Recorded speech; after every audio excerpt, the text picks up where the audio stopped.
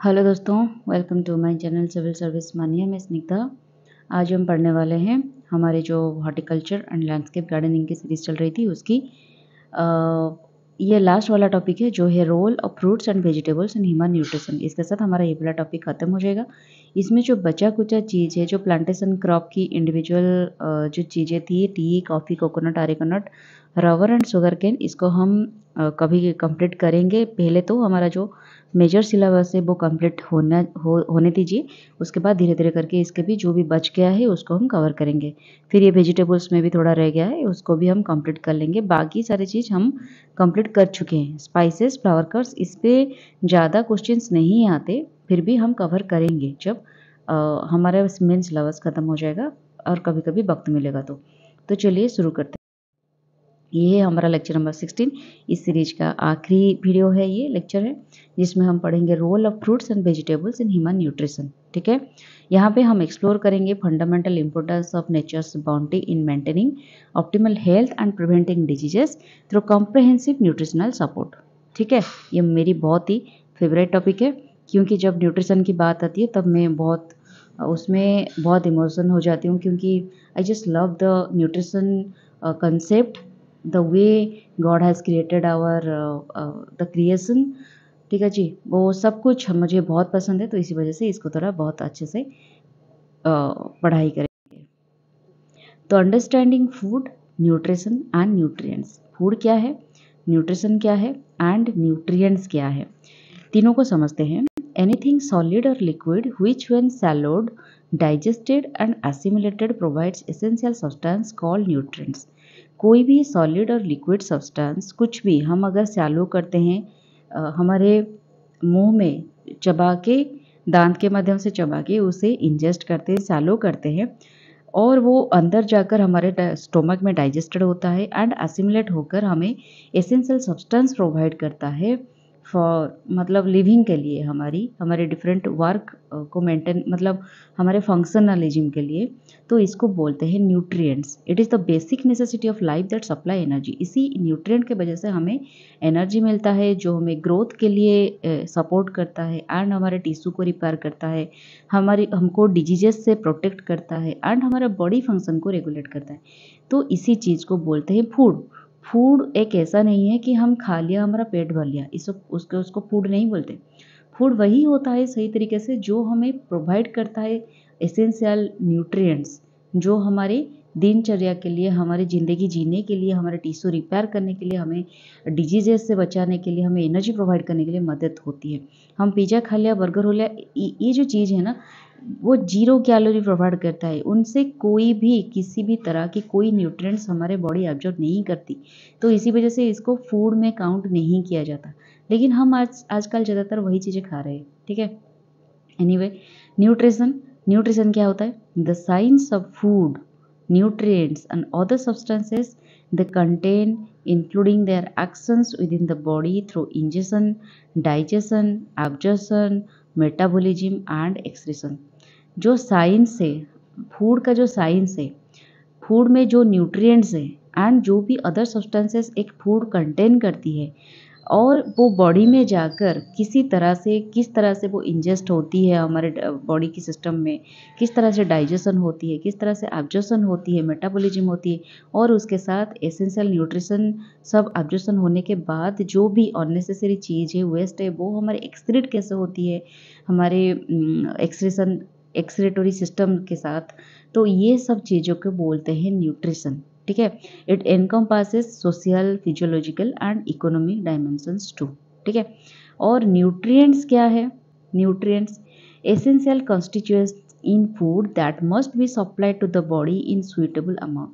Food के अंदर ये हो गया, न्यूट्रिशन हो गया। तो साइंस, फूड की क्या साइंस है, फूड की एक्चुअली इंपॉर्टेंस क्या है, क्या साइंस है फूड के पीछे, इसको बोलते हैं न्यूट्रिशन। लेकिन न्यूट्रिएंट वो है जो फूड के एसेंशियल कंस्टिट्यूएंट है, कौन सी एसेंशियल कंस्टिट्यूएंट के साथ एक फूड बना हुआ है। एप्पल हम खाते हैं, एप्पल में कौन सी न्यूट्रिएंट्स, विटामिन, मिनरल्स है जो हमारे बॉडी को चाहिए।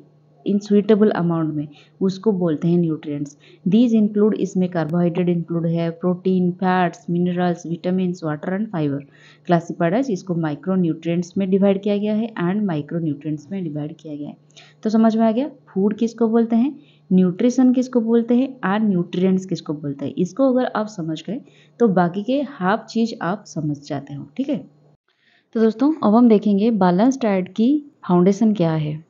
पहले तो बैलेंस डाइट क्या होता है, जैसे कि हमने पढ़ा, एक ऐसा डाइट जिसमें वेराइटी ऑफ फूड्स हो, ठीक है, और एडिक्वेट अमाउंट्स वो होता है कि आप जितना खाना खाने से आपका पेट भर जाए, ठीक है, and correct proportion to meet daily requirements of all essential nutrients.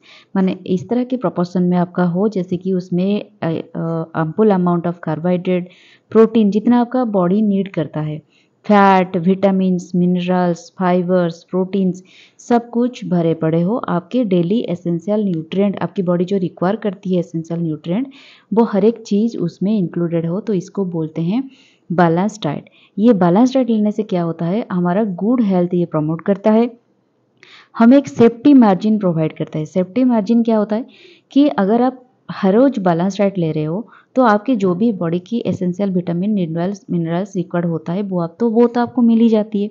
उसके साथ साथ अगर आप किसी दिन आप फास्टिंग कर रहे हो या फिर किसी दिन आपको खाना नसीब नहीं हुआ, कुछ काम के वजह से, बिजी शेड्यूल के वजह से, या फिर कुछ भी हो, तो उस दिन जो विटामिन मिनरल डेफिशिएंसी होती है तो बॉडी में वो ऑलरेडी एब्जॉर्ब हो रही है काफ़ी दिनों से। तो अगर किसी भी दिन आप खाना नहीं खा रहे हो तो वही विटामिन मिनरल आपके बॉडी में जो रिजर्व होकर रहता है वो आकर काम करता है। तो ये होता है सेफ्टी मार्जिन्स। ठीक है, जो टाइम ऑफ डेप्रिसिएशन, जो पीरियड ऑफ डेप्रिसिएशन होती है, उस टाइम पीरियड में आपकी बॉडी में ये उसी हिसाब से काम करता है जो डेली बेसिस पे आप इसको दे रहे हो। ठीक है, तो अगर आप इसको एक फॉर्मेट में मतलब एक उसे क्या बोलते हैं, पॉइंट वाइज, जो पॉइंट वाइज अगर आप इसको नोट करते हो तो बैलेंस डाइट में होता है क्या कि रिकमेंडेड डेली डोज आपको जरूर मीट करनी चाहिए। रिकमेंडेड डाइटरी अलाउंस वही होता है जिसमें आपकी रिक्वायरमेंट्स फुलफिल होती है और प्लस मार्जिन ऑफ सेफ्टी भी आपको आप प्रोवाइड करते हो through diet balance diet.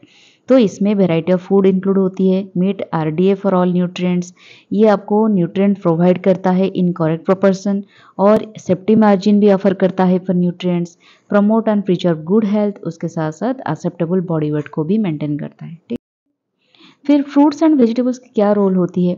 Fruit and vegetables एक इंटीग्रल कंपोनेंट होता है हमारे हेल्थ के, जो कि एक बैलेंस डाइट होता है, प्रोवाइड एसेंशियल न्यूट्रिएंट्स, कुछ बायोएक्टिव कंपाउंड होते हैं फ्रूट्स एंड वेजिटेबल्स में। बायोएक्टिव कंपाउंड वो होता है जो कि बियॉन्ड एसेंशियल न्यूट्रिएंट की आपको तो प्रोवाइड करता है फ्रूट एंड वेजिटेबल एक एसेंशियल न्यूट्रिएंट, उसके साथ साथ ये जो बायोएक्टिव कंपाउंड होते हैं ये बॉडी में जाकर डिफरेंट एंजाइम एक्टिविटी को एनकरेज करते हैं और एक हेल्दी वे में हमारे बॉडी को सब कुछ प्रोवाइड करते हैं, ताकि हमारे बॉडी में जो डिजीज प्रिवेंटिंग जो कैपेसिटी होती है वो बढ़ जाती है।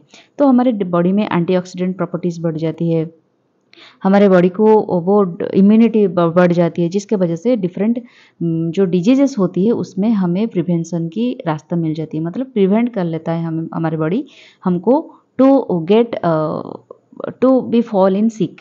ठीक है, तो ये क्या करता है, बायोटिव कंपाउंड भी होती है और फ्रूट वेजिटेबल में डाइटरी फाइबर होती है जो टुगेदर कंट्रीब्यूट करता है growth, development, disease prevention and overall wellbeing. और इसके साथ साथ हमें माल न्यूट्रिशन की रिस्क को भी रिड्यूस करता है, क्रोनिक डिजीजेस से भी बचाता है एंड माइक्रोन्यूट्रिएंट डेफिशिएंसी को भी ये फुलफिल करता है। इसी वजह से फ्रूट एंड वेजिटेबल्स को बोलते हैं integral component of health.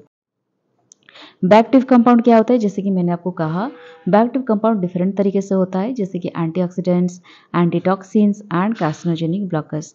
Antioxidants वो होता है, हम तो डेली यूजेस में आपको पता है, सबको पता होगा एंटीऑक्सीडेंट क्या है, जो कि एक फिनोलिक कंपाउंड होती है एंड फ्लावोनॉइड कंपाउंड होती है, और ये बॉडी में जो ऑक्सीडेटिव डैमेज होती है, ऑक्सीडेटिव डैमेज मतलब जो स्ट्रेसेस कंडीशन में या फिर एंजाइटी स्ट्रेसेस हो गया या फिर डिफरेंट डिजीजेस पे आप अगर पढ़ रहे हो तो आपके बॉडी में स्ट्रेस होके कुछ फ्री रेडिकल्स रिलीज होते हैं और ये फ्री रेडिकल्स आपके बॉडी में कार्सिनोजेनिक इफेक्ट क्रिएट करके कैंसर जैसे बीमारी पैदा करते हैं। लेकिन ये जो एंटीऑक्सीडेंट्स फ्रूट एंड वेजिटेबल अगर आप बैलेंस्ड वे में ले रहे हो तो ये बायोएक्टिव कंपाउंड को एक्टिव कर देता है, जिसकी वजह से आपके बॉडी में एंटीऑक्सीडेंट बहुत अच्छी तरह से काम करता है और ये ऑक्सीडेटिव डैमेज होने से हमें बचाता है। फ्री रेडिकल्स को ये ख़त्म करते हैं एंड इम्यून सिस्टम को हमारे मजबूत करते हैं। फिर एंटीटॉक्सिन ऐसे होता है जो हमारे डिटॉक्सिफिकेशन प्रोसेसेस में हमको मदद करते हैं। डिटॉक्सिफिकेशन मतलब बॉडी से जो भी टॉक्सिन चीज़ें हैं वो हमारे वेस्ट प्रोडक्ट के माध्यम से बाहर निकल जाता है और ये हमारे हार्मफुल सब्सटेंसेस को न्यूट्रलाइज कर देते हैं, जिसके वजह से हमारे बॉडी डिटॉक्सिफाई हो जाती है। और ये बायोएक्टिव कंपाउंड कुछ कार्सिनोजेनिक ब्लॉकर्स भी होते हैं, कुछ फाइटोकेमिकल्स होते हैं जो कि cancer cell formation and progress होने में ब्लॉक कर लेते हैं, जिसके वजह से हमारे बॉडी को कैंसरस डिजीज अटैक होने से बॉडी बच जाती है। ठीक है, तो ये होती है बायोएक्टिव कंपाउंड। फिर हम पढ़ेंगे कि न्यूट्रिएंट होते हैं किस तरह की। न्यूट्रिएंट मेजरली दो तरह के होते हैं, मैक्रोन्यूट्रिएंट एंड माइक्रोन्यूट्रिएंट। मैक्रोन्यूट्रिएंट वो होते हैं जो बिग अमाउंट मतलब लार्ज अमाउंट हमें चाहिए होते हैं बॉडी को सपोर्ट करने के लिए। बॉडी जैसे कि कार्बोहाइड्रेट, हम ज़्यादा राइस खाते हैं, ज़्यादा रोटी खाते हैं, क्यों? कार्बोहाइड्रेट हमें ज़्यादा चाहिए होता है ताकि एनर्जी हमें मिले डे टू डे एक्टिविटीज़ के लिए। लेकिन माइक्रोन्यूट्रिएंट वो होता है कि आप थोड़े से खा लिए तो आपके बॉडी में वो रिक्वायरमेंट फुलफिल हो जाती है, तो इसी वजह से इसका नाम है माइक्रोन्यूट्रिएंट और इसका नाम है माइक्रोन्यूट्रिएंट। तो माइक्रोन्यूट्रिएंट में जाता है carbohydrate, protein, fats and micro में आते हैं डिफरेंट मिनरल्स एंड विटामिन्स, जैसे आयोडीन, आयरन, कैल्शियम। ये तीनों नहीं है, बहुत सारे हैं, लेकिन मैंने तीनों मेजरली यहाँ पे इंक्लूड किया है। और उसके साथ साथ हमें वाटर भी बहुत सारे चाहिए बॉडी को डिहाइड्रेशन करने के लिए। फाइबर एंड रफेजेस चाहिए हमारे डाइजेस्टिव इश्यूज़ को, डाइजेस्टिव मेटाबॉलिज्म को हमारे स्मूथ करने के लिए। और विटामिन भी हमें सफिशिएंट अमाउंट चाहिए। ये सब मिलाकर होते हैं न्यूट्रिएंट्स। ठीक है, नेक्स्ट कार्बोहाइड्रेट कौन से फ्रूट्स एंड वेजिटेबल्स में ज़्यादा मिलते हैं? Fruit like bananas, mangoes, grapes, dates, ये सारे नेचुरल शुगर से भरे पड़े होते हैं। उसमें फ्रुक्टोज, ग्लूकोज, सुक्रोज, ये सारे नेचुरल शुगर होते हैं जो कि हमें क्विक एनर्जी प्रोवाइड करते हैं फॉर डेली एक्टिविटीज़। ठीक है, फिर प्रोटीन में हमें वेजिटेबल्स जैसे जितने सारे लेगुमिनस फ्रूट्स एंड वेजिटेबल्स हैं उसमें प्रोटीन्स भरे पड़े होते हैं। और जितने प्लांट बेस्ड प्रोटीन होते हैं ना, सोया प्रोडक्ट हो गया, उसमें कम अमाउंट ऑफ प्रोटीन होते हैं, लेकिन एनिमल प्रोटीन में थोड़ा ज़्यादा अमाउंट ऑफ प्रोटीन होती है। तो ये टिश्यू रिपेयर में और बहुत सारे ऐसे काम में प्रोटीन हमें मदद होते हैं। ठीक है, हेल्दी फैट्स में मोस्टली जो फ्रूट्स एंड वेजिटेबल्स होते हैं वो लो इन फैट होते हैं, लेकिन ये जो फैट है ये बॉडी के लिए अच्छी होती है। लेकिन एनिमल फैट क्या होती है? ये बॉडी में कोलेस्ट्रॉल ज़्यादा मतलब स्टोर करने में मदद करते हैं, जिसकी वजह से हमारे कोलेस्ट्रॉल बढ़ते हैं और बैड कोलेस्ट्रॉल बढ़ते हैं, फैटी लिवर होते हैं। लेकिन हेल्दी फ्रूट्स एंड वेजिटेबल्स आप खाओगे तो इसमें लो फैट होते हैं जो कि हमारे बॉडी में गुड कोलेस्ट्रॉल लेवल को बढ़ाते हैं। लेकिन एवोकाडो, ऑलिव और कुछ नट्स वगैरह होते हैं, सीड्स होते हैं जिसमें फैट के अमाउंट बहुत ज़्यादा होते हैं, लेकिन ये हेल्दी अनसैचुरेटेड फैटी एसिड होती है। इसी वजह से इसको खाना तो अच्छा होता है, लेकिन लिटिल अमाउंट खाना अच्छा होता है। अगर आप देखोगे नहीं एवोकाडो में तो अच्छी फैट है, मैं बहुत ज़्यादा खा लूँगी, तो कहीं ना कहीं ये बॉडी में जाकर बैड इम्पैक्ट क्रिएट करेगा। ठीक है, फिर यहाँ पे मैंने कुछ एसेंशियल विटामिन्स की मेंशन किया हुआ है, जैसे कि विटामिन ए को बीटा कैरोटीन भी बोलते हैं। ये ज़्यादातर कैरेट्स, पम्पकिन्स, पपाया, मैंगोज, ये सारे फ्रूट्स एंड वेजिटेबल्स में मिलते हैं। ये विटामिन ए हमें विजन सपोर्ट के लिए चाहिए, इम्यूनिटी स्ट्रांग करने के लिए चाहिए एंड सेल ग्रोथ करने के लिए भी कैरोटीनॉइड कंपाउंड हमें बहुत ज़्यादा अमाउंट ऑफ चाहिए। विटामिन सी, इसको एंटीऑक्सीडेंट विटामिन बोलते हैं और इसके वजह से हमारे एंटीऑक्सीडेंट एनहांस होते हैं और आयरन एब्जॉर्प्शन में भी विटामिन सी ज़्यादातर हेल्प करता है और वुंड हीलिंग में भी विटामिन सी को ज़्यादा यूज़ किया जाता है। तो जितने सारे सिट्रस फूड होते हैं, गुआवा, आंवला, टमाटोज, इसमें विटामिन सी भरे पड़े होते हैं और ये डेली रिकमेंडेड है। आप एक नींबू की पानी पियो या फिर ऑरेंजेस खाओ या फिर गुआवा खाओ, जितना आप खा सकते हो। विटामिन के ये लीफी वेजिटेबल्स में ज़्यादातर पाए जाते हैं, स्पिनाच, केल, कैबेज में, जो कि ब्लड कल्टिंग में हेल्प करता है और बोन हेल्थ को भी कहीं ना कहीं ये सपोर्ट करता है। फोलेट ये एक B9 विटामिन होता है जो कि प्रेगनेंसी न्यूट्रिशन इसको बोलते हैं। प्रेगनेंसी के ड्यूरिंग द प्रेगनेंसी और after the pregnancy also folate vitamin बहुत सारे चाहिए। DNA सिंथेसिस में हेल्प करता है और ये ज़्यादातर लीफी वेजिटेबल्स में ज़्यादा पाए जाते हैं। लेग्यूम्स में भी फोलेट बहुत अच्छे अमाउंट में होता है। फिर कुछ ऐसे मिनरल्स जो कि हमें बहुत इम्पोर्टेंट है हमारे बॉडी के लिए। आयरन जिसके डेफिशिएंसी में हमें अनीमिया हो जाती है और जो रेड ब्लड सेल फॉर्मेशन ये भी नहीं होता हमारा ठीक ठाक से, तो इसके वजह से आयरन हमें बहुत अच्छे से चाहिए, अच्छे अमाउंट ऑफ। लीफी वेजिटेबल्स में बीट रूट, ड्राइड फ्रूट्स, इसमें आयरन अच्छे अमाउंट ऑफ होते हैं। पोटेशियम हमें ब्लड प्रेशर रेगुलेट करने के लिए चाहिए, मसल फंक्शन के लिए, कार्डियोवास्कुलर हेल्थ के लिए भी चाहिए, जो कि बनाना, ऑरेंजेस, पोटैटोज में अच्छे खासे होते हैं। कैल्शियम इसको तो पता है बोन हेल्थ के लिए कैल्शियम कितना जरूरी होता है, तो ये ब्रोकोली, स्पिनच और बहुत सारे ग्रीन वेजिटेबल्स में कैल्शियम अच्छे खासे पाए जाते हैं। फिर हम आएंगे डाइटरी फाइबर। डाइटरी फाइबर क्यों चाहिए आपको? गॉट हेल्थ के लिए, डाइजेस्टिव हेल्थ इश्यूज को ठीक करने के लिए चाहिए, रेगुलर बाउल मूवमेंट्स को प्रमोट करने के लिए, कोलेस्ट्रॉल लेवल को लोअर करने के लिए आपको डाइटरी फाइबर चाहिए, और कंट्रोल ब्लड शुगर लेवल के लिए भी आपको कोलेस्ट्रॉल चाहिए, वेट मैनेजमेंट के लिए भी कोलेस्ट्रॉल चाहिए। तो इसी वजह से different fruits like apple, pear, guava along with some vegetables like bananas, carrots and cabbage, ये सारे rich in soluble and insoluble fibre. ठीक है। फिर हमने पढ़ा कि जो बायोएक्टिव कंपाउंड के बारे में हम पढ़ रहे थे। बायोएक्टिव कंपाउंड में फ्लावोनॉइड्स आते हैं, कैरोटीनॉइड्स आते हैं। फ्लावोनॉइड्स हमें ऑक्सीडेटिव स्ट्रेस एग्नेस्ट में प्रोटेक्ट करता है एंड इन्फ्लेमेशन में भी प्रोटेक्ट करता है। कैरोटीनॉइड कंपाउंड ये एक एंटीऑक्सीडेंट प्रॉपर्टीज इसमें है और इम्यून फंक्शन को भी सपोर्ट करता है। ग्लूकोसिनोलेट ये एक क्रूसीफेरस वेजिटेबल्स में ज़्यादातर पाए जाते हैं, जो कि कैंसर प्रोटेक्टिव प्रॉपर्टीज इसमें होती है। पॉलीफिनल्स जो कि क्रोनिक डिजीजेस रिस्क को हमें रिड्यूस करता है एंड सेलुलर हेल्थ को भी सपोर्ट करता है। तो ये सारी चीज़ों के लिए हमें, जैसे टोमेटोज में लाइकोपिन ज़्यादा होती है जो कि प्रोस्टेट कैंसर रिस्क के लिए मददगार होते हैं।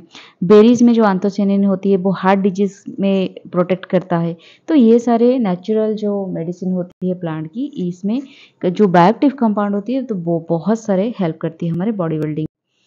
फिर प्रिवेंटिंग मालन्यूट्रिशन और लाइफस्टाइल डिसऑर्डर में भी फ्रूट्स एंड वेजिटेबल्स के काफ़ी सारे रोल होते हैं, जैसे विटामिन ए डेफिशिएंसी, एनीमिया, स्कॉर्वे, ये सारे, और हंगर, हिडन हंगर को भी एड्रेस करने के लिए फ्रूट्स एंड वेजिटेबल्स काफ़ी मददगार होते हैं। और नॉन कम्युनिकेबल डिजीज को कंट्रोल करने के लिए भी WHO ने सजेस्ट किया है कि डेली रिक्वायरमेंट आपको 400 grams of fruit and vegetables daily आपको खाना है to reduce the risk of stroke, heart disease and certain cancers.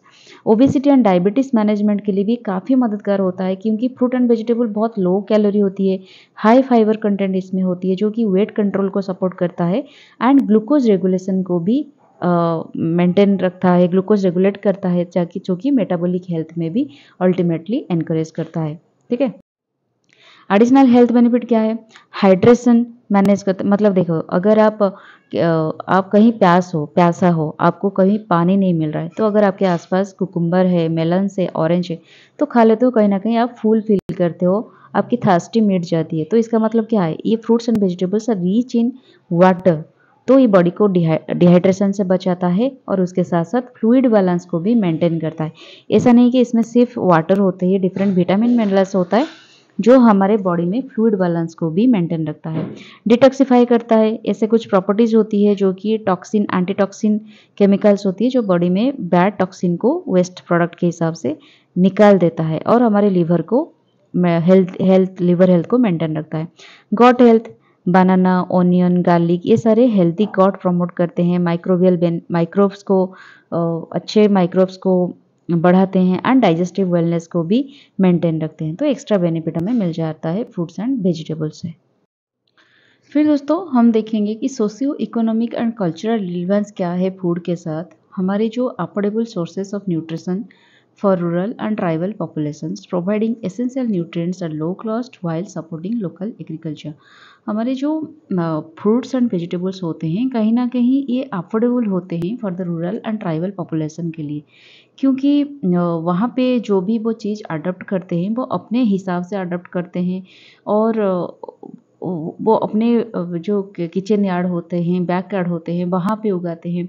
तो कहीं न कहीं इकोनॉमिक एक्सेसिबिलिटी उनके पास बहुत अच्छे खासे होते हैं और ये सारी चीज़ें उनको उनके हिसाब से एसेंशियल न्यूट्रिएंट्स प्रोवाइड करते हैं, जो कि एक लो कॉस्ट होता है। हमेशा नेचुरल जो चीज़ प्रोवाइड करता है ना नेचर, हमेशा वो लो कॉस्ट ही होता है while supporting local agriculture. Then traditional medicine, बहुत सारे ऐसे हमारे इंडिया में चीज़ें हैं इन विच पीपल यूजेस मतलब people uses fruits and vegetables and plants as a traditional medicine.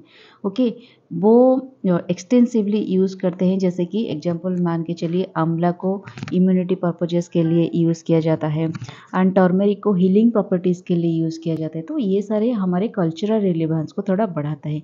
Seasonal diversity, different season में हमारे through out the year round हमें डिफरेंट सीजन में डिफरेंट तरह के जो फ्रूट्स वेजिटेबल्स मिलते हैं, उसमें डिफरेंट तरह की न्यूट्रिशन भी होते हैं, जो हमें कहीं ना कहीं हमारे फूड सिक्योरिटी को मेंटेन करते हैं और कल्चरली डाइटरी प्रैक्टिस को भी इनकरेज करते हैं। ठीक है, तो यहाँ पे दोस्तों मैंने कुछ nutritive value of fruits and vegetables के बारे में लिस्ट आउट किया हुआ है। You can see that nutrient, कौन कौन सी न्यूट्रिएंट होते हैं हमारे फ्रूट्स ग्रीन लिपी वेजिटेबल्स में, रूट एंड ट्यूबर्स में क्या क्या होते हैं, अदर वेजिटेबल्स में, फ्रूट्स में। ये अदर वेजिटेबल मतलब एक एवरेज मान के यहाँ पे डाला गया है। वेजिटेबल्स में कितने हद तक मॉइस्चर होते हैं, कैलोरीज होते हैं, फ्रूट्स में भी क्या क्या होते हैं, कार्बोहाइड्रेट में कितने रेंज तक होते हैं, 4 से लेकर 20 तक ग्राम तक होते हैं carbohydrate, protein, fat, calcium, iron, carotene, ascorbic acid, thiamine, riboflavin, nicotinic acid, folic acid, potassium, sodium, बहुत सारी चीज़ें इसमें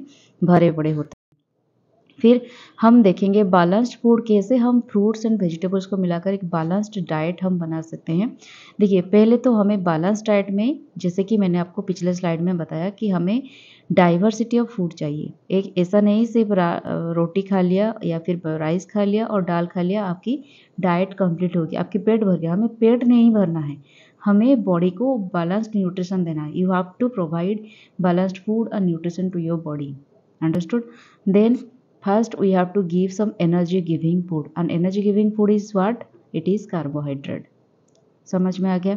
देन हमें प्रोटेक्शन के लिए, तो इसी वजह से कार्बोहाइड्रेट के लिए हमें सीरियल्स, ब्रेड, राइस, चपाती, ये सारी चीज़ों की ज़रूरत है। उसके बाद हमें प्रोटेक्शन वाला फूड चाहिए। प्रोटेक्शन वाला फूड कहाँ से आएगा? जो कि हमारी इम्यूनिटी स्ट्रॉन्ग करेगा और डिफरेंट विटामिन मिनरल्स भरेगा, तो ही इम्यूनिटी स्ट्रॉन्ग होगी ना। तो इसी वजह से हमें वेजिटेबल्स एंड फ्रूट्स की ज़रूरत होगी। ठीक है, तो जितना हमें राइस हो गया, राइस या फिर रोटी कार्बोहाइड्रेट, उसके बाद हमें ज़्यादा से ज़्यादा प्लेट भरना है with fruits and vegetables. Then हमें भरना है बॉडी बिल्डिंग फूड, जो कि है प्रोटीन। ठीक है, meat, poultry, nuts, pulses, milk, yoghurt, ये सारी चीज़ें चाहिए, जो कि और थोड़ा उससे थोड़ा कम अमाउंट में चाहिए, और उससे थोड़ा और कम अमाउंट में चाहिए हमें फैट। तो मान के चलिए ये आपकी कार्बोहाइड्रेट हो गया। ठीक है, ये थोड़ा आपका प्रोटीन हो गया। प्रोटीन फिर भी तो बहुत ज़्यादा हो गया है। और उसके बाद यहाँ पे आपका फ्रूट्स एंड वेजिटेबल्स हो गया, और बहुत ही कम अमाउंट आपको चाहिए energy giving food which is fat.